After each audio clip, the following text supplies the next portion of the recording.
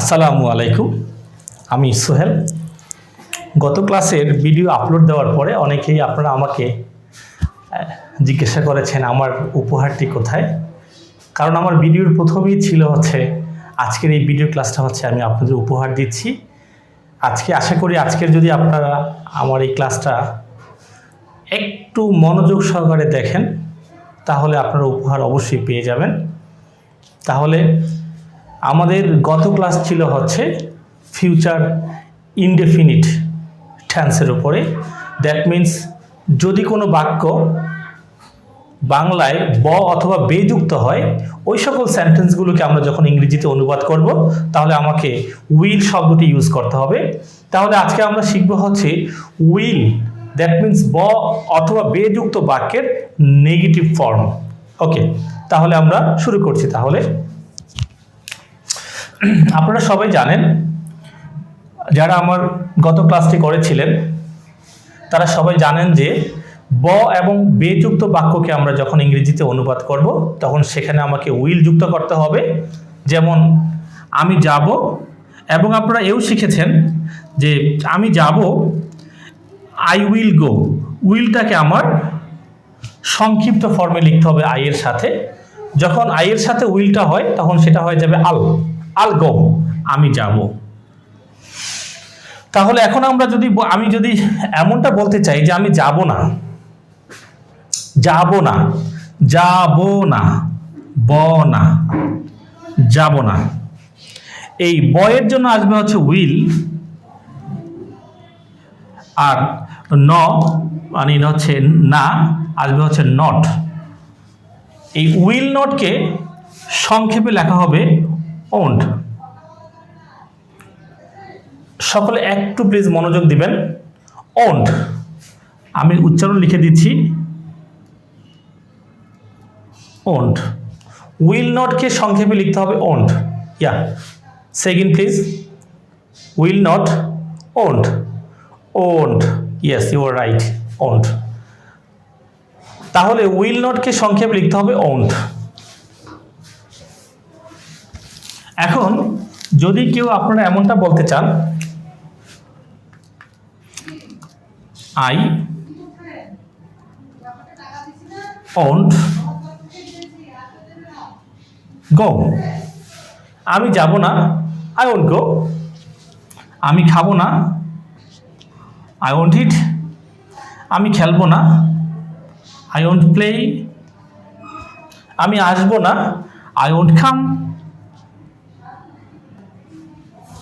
আমি লিখবো না, I won't right. I won't right. Yes, আপনারা অবশ্যই বুঝতে পেরেছেন। আমি ঘুমাবো না, আপনাকে বলতে হবে I won't sleep, I won't sleep. যদি একইভাবে আমি নামাজ পড়বো না, আই ওন্ট সে প্রেয়ার। আমি ঔষধ খাবো না, আই ওন্ট টেক মেডিসিন। আমি গোসল করবো না, I won't take a bath. আমি বিরক্ত হব না, I won't become angry. Okay, আমরা যদি কোনো বাক্যকে নাবোধক করতে চাই এবং সেই বাক্যের সঙ্গে যখন বনা থাকবে,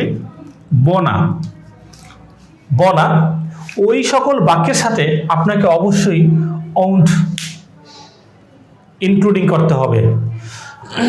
আসেন, যেটা আপনাদের জন্য বড় উপহার, সেটা একটু অ্যাডভান্স লেভেলের। সেটা যদি আমি কোনো একটা বাক্যকে এভাবে লিখতে চাই, I won't eat, I won't eat. একটা জিনিস অবশ্যই আপনাকে লক্ষ্য করতে হবে, যখন নেটিভ স্পিকাররা কোনো ইংরেজি বাক্য বলে তখন আপনারা অবশ্যই লক্ষ্য করবেন টি যখন কোনো একটা ভার্বের সাথে আসে, দ্যাট মিন্স ওন্ট যখন ভার্বের সাথে আসবে তখন এই টি অক্ষরটা কিক আউট হয়ে যায়, মানে এটা সাইলেন্ট হয়ে যাবে।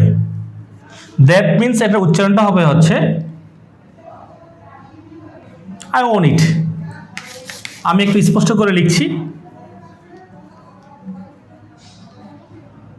টিটা বাদ হয়ে যাবে, তাহলে ফুল বাক্যটা হচ্ছে I on it, I on eat, yes I on ইট।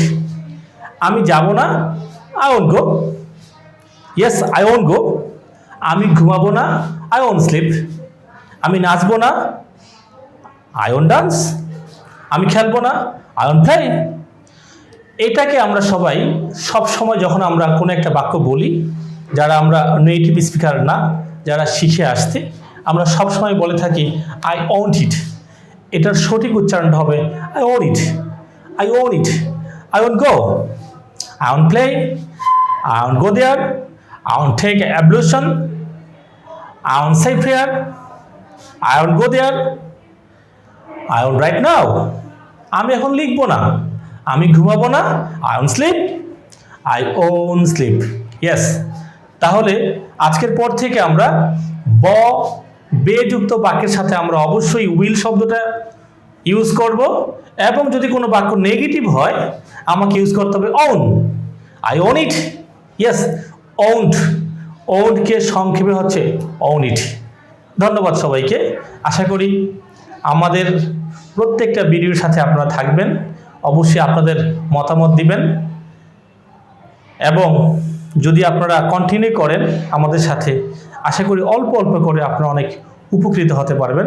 ধন্যবাদ সবাইকে। আসসালামু আলাইকুম।